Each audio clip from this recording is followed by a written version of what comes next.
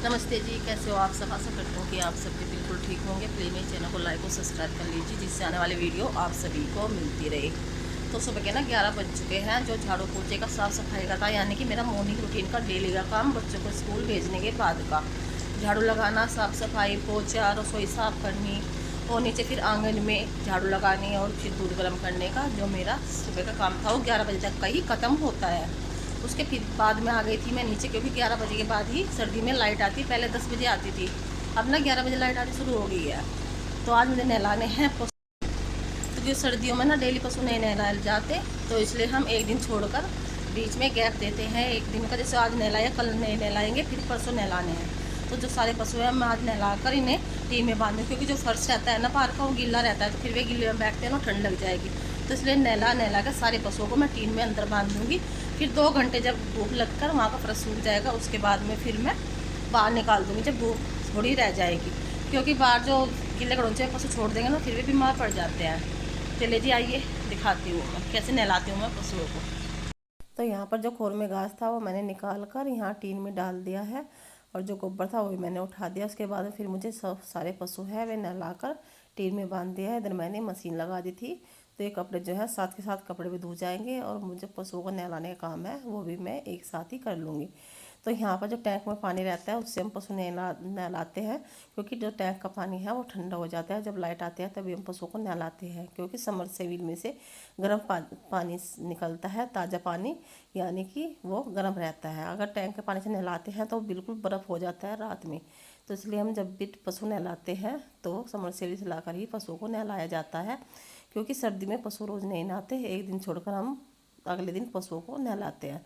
तो यहाँ पर जो पशु थे मैं नहलाने के लिए लग गई हूँ। तो भैंस थी, वो नहाते हुए आराम से बैठ जाती है, उसे अच्छी तरह से रगड़ कर मैं नहला दूँगी, क्योंकि अगर तीसरे दिन नहलाते हैं तो बहुत ज़्यादा गुब्बा लगा रहता है। तो यहाँ पर मैं ब्रश से उन्हें अच्छी तरह से रगड़ कर नहवा दूँगी। और जो गाय हैं उसे मुझे नहला कर उन्हें टीन में बांध दूँगी। जो यहाँ का फर्श है वो सारा साफ करके छोड़ दूँगी। जब ये सूख जाएगा फिर जो पशु है फिर मैं इन्हें बाहर निकाल कर बांध दूँगी, धूप आ जाएगी। साथ के साथ ही मेरे कपड़े भी धो जाएंगे, जो पशु हैं वे भी नहा जाएंगे। तो नहा नहा कर जो पशु हैं वे सारे मैं टीन में बांध कर छोड़ दूंगी। जो फिर मुझे बीच में कपड़े जो हैं वे भी खंगाल कर सुखाने हैं। फिर मैं जो गुड़ुंचा है वो रड़के से इसका जो पानी भर जाता है जगह जगह ईंट में, वो सारा मैं निकाल कर अच्छी तरह से साफ़ कर लूँगी। क्योंकि अगर पानी से ही पशुओं को नहलाते हैं तो जो उनके खुर होते हैं उन पर गोबर रह जाता है, जो रुआ होता है इसमें भी धूल मिट्टी और गोबर ना चिपक जाता है। तो हमेशा सबसे पहले मैं पानी से इन्हें पशुओं को भिगो देती हूँ, उसके बाद फिर ब्रश से रगड़ कर इन्हें अच्छी तरह से नहा देती हूँ। तो ये अगले दिन तक का साफ रहते हैं। वैसे तो हम गोबर का बहुत ज़्यादा ध्यान रखते हैं, जब पशु गोबर करते हैं तो हम साथ के साथ ही उठाकर एक साइड में डाल देते हैं। और जहाँ पर हमारे पशु बनते हैं वहाँ पर भी हमने रेता डाल रखा है। डेली हम साफ़ सफाई का बहुत ध्यान रखते हैं जहाँ पर हमारे पशु बनते हैं। इनके नीचे हमें सूखा करना, जो गीला रहता है वो मिट्टी या गोबर कुछ भी होता है उसे हम अलग निकाल कर डाल देते हैं, वो कूड़ी पर डालते हैं, जिससे खाद बनाया जाता है जो हम खेत में डालते हैं। जो हमारी भैंस है हम इसको जब भी नहलाते हैं ये तभी बैठ जाती है, क्योंकि ये ज़्यादा ऊंची भैंस है, तो ऊपर तक इसके हाथ नहीं जाता है कमर पर। तो हम जब भी इसे नहलाते हैं तो ये बैठ जाती है। फिर जब ऊपर से हम इसे रगड़ देते हैं तो उसके बाद फिर हम इसे खड़ी कर कर जो इसके नीचे के पैर होते हैं उन्हें अच्छी तरह से रगड़ कर नहा देंगे, क्योंकि नीचे की साइड में जो गोबर मिट्टी लगी रहती है वो पानी से बिल्कुल साफ़ हो जाती है। तो यहाँ पर मैंने पशु जो थे नहला दिए। पशुओं को नहला कर मैंने इधर बांध दिया है, और जो भैंस थी वो मैंने उसके नीचे रेता डाल के वहीं पे बांध दिया। उसका छोटा कटिया है, क्योंकि इसे ना अंदर टीन में इसलिए नहीं बांध दी, क्योंकि इसे धूप की ज़रूरत रहती है। तो इसलिए मैंने नहला के इसे धूप में बांध दी है, क्योंकि इसे ठंड लग जाती है। क्योंकि इसकी डिलीवरी को अभी 10-11 दिन ही हुए हैं, तो इसे अभी हम अंदर छाया में नहीं बांध सकते। बाकी पशु तीनों थे जो मैंने छाया में बांध दी है। जो भैंस थी वो भी मैंने धूप में छोड़ रखी है। जो यहाँ पे पानी भरा हुआ है वो मैं झाड़ू से साफ़ कर दूँगी। खोल में कुछ पानी खोल में भरा हुआ है, और कुछ यहाँ पे हर जो इधर का फर्श था वो भी मैंने अच्छी तरह से धोकर साफ़ कर दिया। जो पेड़ पौधे थे उनमें सभी में मैंने पानी दे दिया है। जो कपड़े थे वे मेरे धुल गए हैं, एक राउंड की मशीन में पड़े हुए हैं, और दूसरे राउंड के कपड़े यहाँ पे सूख गए हैं मशीन में। जो इधर वाले हैं वो अभी मैं खंगाल कर उसके बाद में फिर मैं मशीन में सुखाऊंगी। तो यहाँ टब में और बाल्टी में पानी भरने के बाद ही जो कपड़े हैं मैं खंगाल कर फिर मैं मशीन में डाल देती हूँ। तो यहाँ पर बंध गए हैं सारे पशु लाइन से, देखो सूखा रहता है और वहाँ पर गिल्ला। तो इसलिए 2 घंटे आराम से यहाँ बैठ जाएंगे, फिर 3 बजे के पास उन्हें बाहर निकाल देंगे, फिर वो घास खा के आराम से धूप में बैठे रहेंगे शांति से। कौन पिएगा? कोई नहीं पीने का है।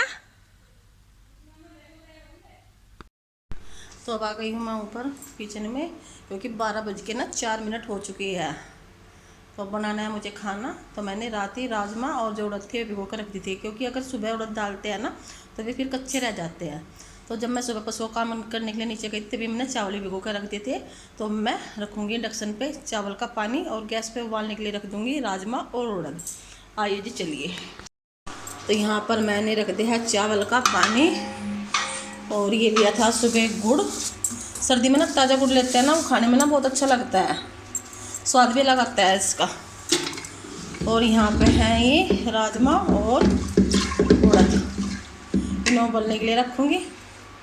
और जो चावल थे वे मैंने पहले ही भिगो के रख दिए थे। तो इतने ना मकई दाल का मैं टमाटर प्याज लहसुन सारी चीज़ कट करूँगी, इतने उबल जाएगा। तो चलिए लग जाते हैं जल्दी से काम में, क्योंकि बच्चे ना 2 बजे करीब आते हैं। तो तब तक का ही मेरा जो खाने का काम है वो ही निपटेगा। तो यहाँ पर गैस पर मैंने राजमा उबलने के लिए रख दिया है, और एक साइड में रख दिया मैंने चाय बनने के लिए। क्योंकि अब 2 बार नहाई हो ना, सर्दी में सिर्फ मैं सुबह नहाती हूँ एक बार, जिस दिन मैं पशु नहलाती हूँ उस दिन मैं 2 बार नहाती हूँ। तो इसलिए मैं पीऊँगी 1 कप चाय, उसके बाद में फिर मैं खाना बनाने की तैयारी में लग जाऊँगी। क्योंकि इतना जो राजमा है ये भी उबल जाएगा, और जो चावल है वो भी अच्छी तरह से जो उनका पानी है वो उबल जाएगा। उसके बाद फिर मैं चावल छोड़ दूँगी। तो पहले पीऊँगी 1 कप चाय, उसके बाद में बाकी सारा काम। तो यहाँ पे रख दी है मैंने अपने लिए 1 कप चाय बनने के लिए। तो यहाँ पर जो टमाटर और लहसुन था वो मैंने इसमें कटोरी में चीर के रख लिया है। लहसुन और प्याज मैंने कट करके रख लिए थे। और राजमे में आ गई है सीटी,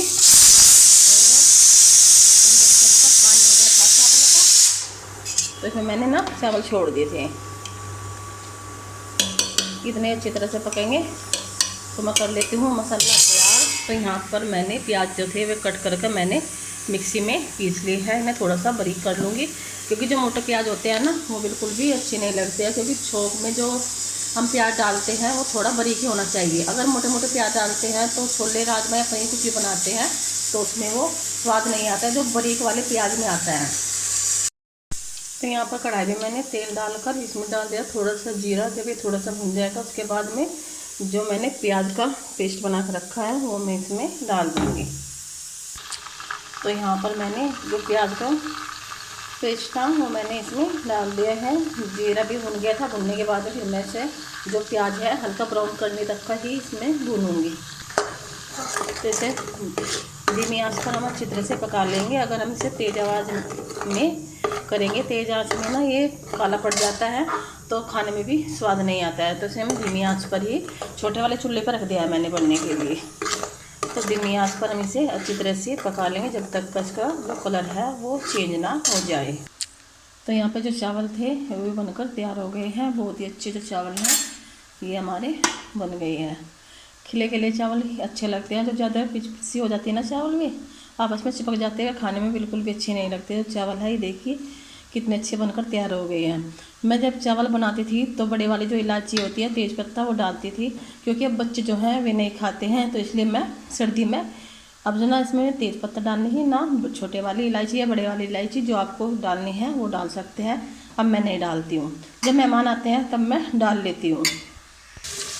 तो यहाँ पे जो राजमा उड़द था वो जो उबल गया है। वो उबलने के बाद में ये देखिए जो इसका कलर था वो भी कितना अच्छा हो गया है। तो इधर मैंने कढ़ाई में जो प्याज थे वे भूनने के लिए डाल दिए हैं। इन्हें मैं अच्छी तरह से घुमाते हुए पका लूँगी। 2 से 3 इसमें हम डाल देंगे करी पत्ते के, इससे ना स्वाद बहुत ही अच्छा आता है। जो प्याज का कलर है आप देख सकते हैं ब्राउन कलर हो गया है इसका। अब इसमें डाल देंगे हम जो मैंने टमाटर और लहसुन पीस के रखा हुआ था, इसे भी हम धीमी आंच पर अच्छी तरह से पका लेंगे। और इसमें सभी तरह के जो मसाले हैं वो मैं डाल दूँगी, क्योंकि मैंने टमाटर और लहसुन जब पीसे थे तब मैंने इसमें कुछ भी नहीं डाला था। तो मैं अब जब इसमें कढ़ाई में डालती हूँ उसके बाद ही जो सभी तरह के मसाले होते हैं वो बाद में ऐड करती हूँ। तो इसमें हम डाल देंगे 1 चम्मच मधु कलर, जो कलर की मिर्च होती है उससे ना कलर बहुत अच्छा आता है। 1 ही चम्मच इसमें मैं मिर्च डाल दूँगी। आप अपने टेस्ट के हिसाब से भी कम ज़्यादा कर सकते हैं। 1 चम्मच के करीब इसमें मैं हल्दी पाउडर और थोड़ी सी डाल देंगे हम इसमें कसूरी मेथी। इससे ना फ्लेवर भी बहुत अच्छा आता है। और 1 चम्मच के करीब डाल देंगे हम इसमें सौंफ धनिया। फिर इसको हम अच्छी तरह से मिक्स कर लेंगे।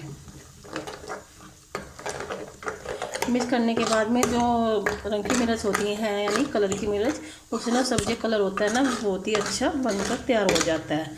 तो आप देख सकते हैं जो मिर्च डालने के बाद में टमाटर का और प्याज का कलर था वो चेंज हो चुका है। तो इसमें अपने टेस्ट के हिसाब से इसमें आप नमक कम ज़्यादा कर सकते हैं जितना आपको खाना है। क्योंकि मैंने जब राजमा उबाला था तो उसमें मैंने नमक डाला था, थोड़ा सा नमक डालूंगी मैं मसाले के हिसाब से। जैसे मैंने टमाटर और प्याज लिए हैं तो इसके हिसाब से मैंने इसमें आधे चम्मच के करीब नमक डाल दूँगी। तो इसमें मैं आधा चम्मच मैंने नमक लिया है, जितना हमारा मसाला है उसके अकॉर्डिंग ही मैंने इसमें नमक ऐड कर दिया है। इसे मैं फिर अच्छी तरह से मिक्स कर लूँगी। जो टमाटर है ये अच्छी तरह से पक जाते हैं नमक डालने के बाद में। तो इन्हें कम से कम 10 मिनट ही मुझे पकाने हैं। जब ये अच्छी तरह से पक जाएंगे उसके बाद में फिर मैंने जो राजमा उड़द उबाले थे वो मैं इसमें डाल दूँगी। तो इसमें जो हमारा मसाला है ये पककर तैयार होता है तो मैं सेक लेती हूँ रोटी। तो यहाँ पे मैंने थोड़ा सा आटा जो था वो बना के रख लिया था। इधर वाली गैस पे मैं रोटी सेक लूँगी और दूसरे वाले चूल्हे पर जो राजमा की ग्रेवी है वो बनकर हमारी तैयार हो जाएगी। तो एक साथ ही दोनों काम हो जाएंगे।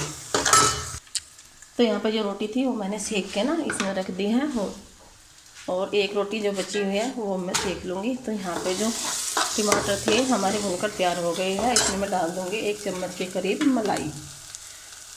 मलाई डालने से ना इसमें ना अलग ही स्वाद आता है, इसका जो टेस्ट है वो भी बहुत ही अलग आएगा। तो मक्खन भी डालते हैं यानी कि नोनी घी बोलते हैं जिसको, पर मैं इसमें थोड़ी सी मलाई डाल दूँगी। जो मलाई होती है वो अच्छी तरह से इसमें पक जाएगी और उसका कलर भी चेंज हो जाएगा।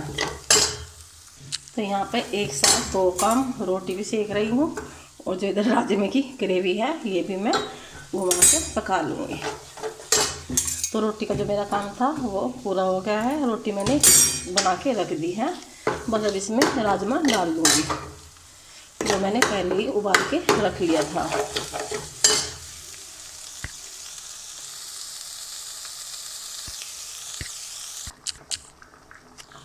तो यहाँ पर मैंने इसमें राजमा डाल दिए हैं तो इसे मैं अच्छी तरह से मिक्स कर लूँगी। जो मसाला है वो इसमें अच्छी तरह से मिक्स हो जाए। तो इसे मैं थोड़ा सा ही उबालना है क्योंकि जो राजमा था वो मैंने पहले उबाल लिया था और उड़द थे जो वे भी और ग्रेवी थी वो भी हमारी अच्छी तरह से पक कर तैयार हो गई थी। तो जब ये अच्छी तरह से इसमें उबाल आ जाएगा यानी कि खदका लग जाएगा, आप देख सकते हैं खदका लग रहा है इसमें। और इसमें डाल देंगे हम थोड़ा सा गरम मसाला। गरम मसाला डालने से ना इसमें बहुत ही अच्छी महक आती है। और जो गरम मसाला है मैं घर में बनाकर तैयार करती हूँ। सौंफ, जीरा, सभी तरह के इसमें जो मसाले होते हैं वो। तो जो हमारी सब्ज़ी है वो बनकर तैयार हो गई है। रसोई का जो मेरा काम था वो सारा मैंने ख़त्म कर दिया। बर्तन थे जो वो मैंने धो के रख दिया है। जो खाना था वो हमारा बनकर तैयार हो गया है। दाल मखनी, चावल और इसमें मैंने रोटी सेक कर रख लिया। अभी खाने वाला कोई नहीं है, बच्चे जो है स्कूल से आ जाएंगे तभी एक साथ ही सब खाना खा लेंगे। और ये है आज की हमारी थाली, चावल, सलाद, दाल मखनी और एक रोटी। तो आइए आप सब भी खा लीजिए। ये देखिए कितनी अच्छी जो हमारी थाली है वो तैयार हो गई है खाने की। तो जी ललचाए रहा ना जाए। तो दोपहर का खाने का जो मेरा काम था वो सारा पूरा हो गया, बज चुका है। 1:10 होने वाली है। राजमा चावल भी, रोटी भी मैंने सब काम कर लिया। बच्चे 1:45 के आसपास आएंगे। तो आज की वीडियो में बस इतना ही। तो कमेंट करके ज़रूर बताना कि आपको मेरी आज की वीडियो कैसी लगी। तो मिलते हैं आपसे नेक्स्ट वीडियो में, तब तक के लिए नमस्ते, बाय।